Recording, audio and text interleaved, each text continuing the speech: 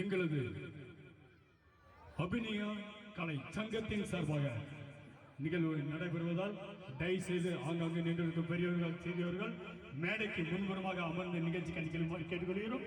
இந்த நிகழ்ச்சி உங்களுக்காக வழங்கிக்கொண்டிருப்பவர் பரிசல் ஓட்டும் தொழிலாளர் சார்பாக நடன நிகழ்ச்சி நடைபெற உள்ளதால் ஆங்காங்கு நின்றிருக்கும் பெரியவர்கள் தாய்மார்கள் தயவு செய்து மேடைக்கு முன்புறமாக அவங்க நிகழ்ச்சியை கண்டிக்குமாறு கேட்டுக்கொள்கிறோம்.